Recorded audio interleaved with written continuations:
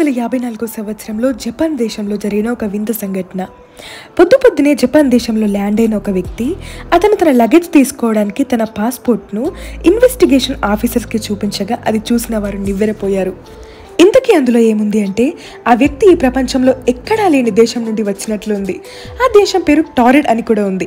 ఇంతలో అధికారులు ఫ్లైట్ సెక్యూరిటీని ఎంక్వైరీ చేయగా అతని పేరు ఆ ప్యాసింజర్స్ లిస్ట్లో ఎక్కడా లేదు.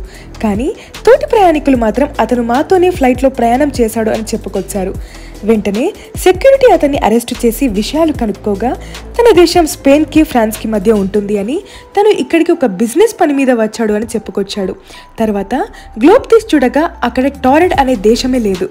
ఇంత కన్ఫ్యూజన్ కేసుకి కొంత టైం కావాలని ఆ వ్యక్తికి కట్టుదిట్టమైన సెక్యూరిటీతో ఒక రూమ్లో బంధించారు. అతని పాస్పోర్ట్స్ కూడా సీజ్ చేశారు. కానీ మర్నాడు వచ్చి చూడగా ఆ వ్యక్తి మాయమైపోయాడు. అతని పాస్పోర్ట్స్ కూడా అదృశ్యమయ్యాయి.